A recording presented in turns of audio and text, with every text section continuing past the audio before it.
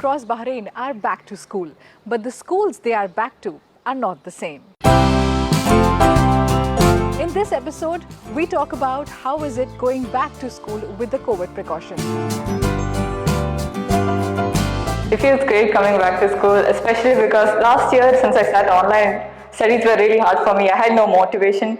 But since I come here, I see my friends, they're also studying, I'm also studying, we're all studying, and I've seen my performance improve, and I found my motivation to learn again.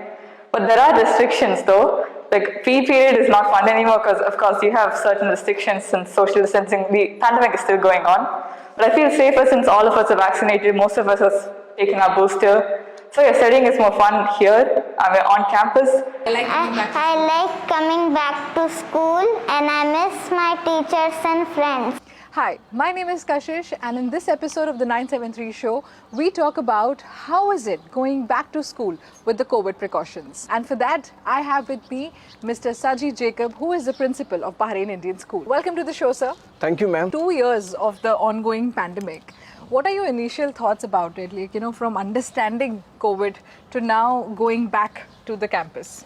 Yeah, to be very frank, it was unexpected. All of a sudden, there was a decision by the Ministry of Education to close down the school on 26th February 2020. Wow. So it was such an difficult time for us. We were not at all prepared. And the government asked us to stay at home for 2 weeks' time, 14 days' time. So what we immediately did is we have a very hi-fi internet system in the school. So we started continuously contacting the teachers, mails were sent, and the teachers started working with the students, worksheets were given. So they never felt that they are not coming back to the school because that was the time the exams were about to happen. So the worksheets were given and the students started working on it. And then within 15 days, the teachers were back to the school except the children.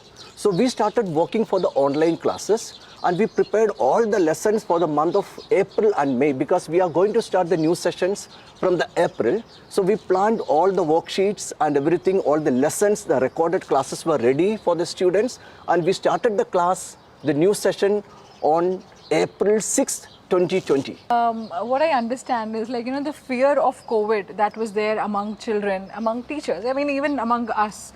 And from that to this, fast forward now for 2 years, we see that now people are normalizing COVID. So what would you say about that? In general, the situation in Bahrain? See, for the first year, as such, we only heard about the COVID, but none of our teachers, neither the students, nor any of the parents were affected by this. So we never had a problem. We used to listen from the newspapers that there are students, there are people getting affected, these many cases are happening. But still, we have taken the precautions. We told all the students what are the precautions to be taken. Lot of workshops were conducted, lot of training were given to the children, not only for the students as well as for the teachers. So it was, and even for the parents, the awareness were given in such a way that the students and teachers were all at ease. And we never faced the problem as such, though there was little panicky about when we listened to the news and all, it happens, but it was okay, it went on well, and the work was on, and everybody was busy in their own field, so it never affected. So from being scared to now being almost friends with COVID, but also we cannot deny the fact that the population that was affected the most were children. I'm talking here about the mental health of the children, adapting to the new normal.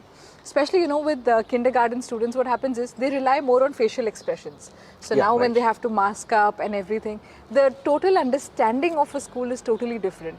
So I wanted to ask you, as you're the principal of the school, are there any conscious measures that, the schools or, the management has done for the mental health of the children as well as the teachers?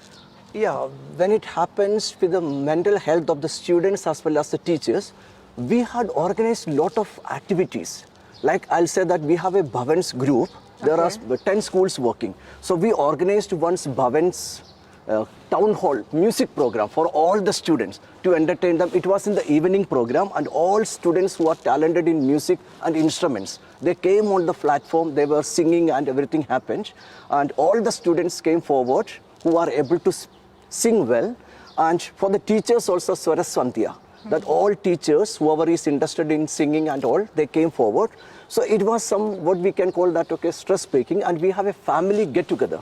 on the virtual platform. So where a lot of discussion happens and awareness were given to the teachers as well as to the students. And we had the counselors were continuously working and the school nurse was continuously working with the students for the workshops. It was given virtually so that all the students were able to understand what needs to be done and what Exactly. precautions need to be taken. You know, I mean, such activities and such conscious measures from schools kind of uplift a person naturally to, you Yeah, know, fine, to okay. probably be more calm down with such a situation. And on the top, we had, you know, all the teachers. We had an individual meeting with the management directors, each teachers talking about the well-being of the family as well as any help need to be done from the school side. So one-to-one meeting with all the teachers by the management was also conducted during this pandemic so that they are comfortable to work in a situation.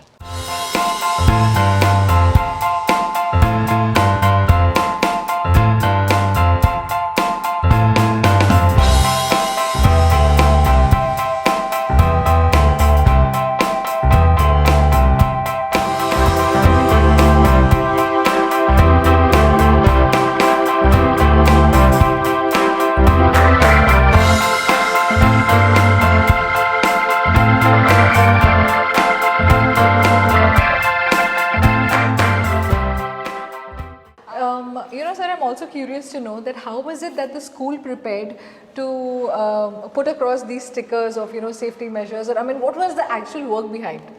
See, once the ministry has asked us to, we can invite the students to the school. So we have formed a safety committee. Okay. In the safety committee, principal is the head of the safety committee with the school nurse, physical education, health and wellness teachers and many teachers. We worked together and we planned all the scenario. Like in the class notice boards were kept with all the how to boost your immunity, social distancing, those kind of stickers, how to hand wash, sanitizer, use the sanitizers, washing the hands. So all instructions were given in all the nook and corner of. So we all know that these were uncertain times, and you know, school were financially also impacted. So the teachers had to go through something. The parents were probably finding it difficult to, you know, make sure that the fees is paid on time. So as a principal, what was that conscious effort that you took to handle this particular issue? See, when it comes to financial problems, we do face little problem because parents were not in a position to pay the fees. But normally in our system, we have 10 months fee, and that too in 3 installments, parents are supposed to pay at the beginning of every term.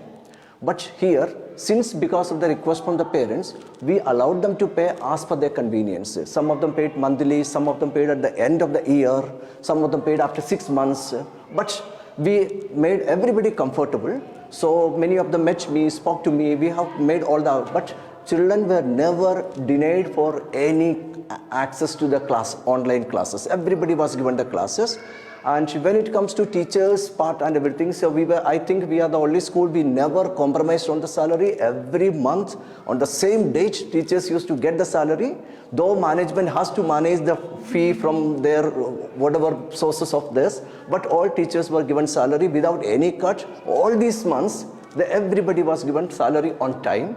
So that was one of the motivation for the teachers also to work better, and even parents whoever had the problem, we listened to them and we adjusted them accordingly also. So also I would like to you know, ask you to probably give a message to all the parents who are watching this. See, for the parents, they are most welcome to send the children to the school, because I know that, okay, so there used to be a time when the parents were a little scared of sending the children to school, as well as they think, it's especially for the KG classes, it's online classes going on, why to send the children to the school? Yeah. But the classes, the way the teachers are handling the classes, parents can never manage it. And my request to all the parents, they can send the children to the school. If not, they can send to the on-campus classes, at least the online classes, because the way the classes are planned in such a way that students' studies are never affected. Because 2 years are over, we are in the pandemic. Children have never come to visit the school. Many students have never come. But at the same time, the classes have gone. I have seen the notebooks where the children have written, the assessments of the students. Everything is perfectly done because of the efforts of the teachers. And moreover, we have this year, we are starting with the grade 12th also. And the students are going to appear in the 12th board examination coming March, not this, 2023 March. So most welcome. parents are most welcome to send the children to the school. That's very comforting to know, sir. But also this brings us almost to the end of the interview. What is that 973 vibe for you? See, when it comes to Bahrain, I'm here for the last 5 years. Okay. So I know, and during the entire pandemic from the beginning till the end, I was here in Bahrain. The way the government tackled, the government of Bahrain tackled the pandemic situation, it was amazing. So not a single person faced any problem. And it was done in such a comfortable way that all people were accommodated. Again, thank you so much for your time, Principal Sir. You're welcome, It was a ma'am. pleasure having you on the show. Thank you so much for having me with you for this interview. Looking forward to meeting you again. You know what I've observed? Ki as kids, they adapt to any new normal very quickly. But the challenge is that as adults, how innovative are we to make sure that they don't miss such an important part of their childhood?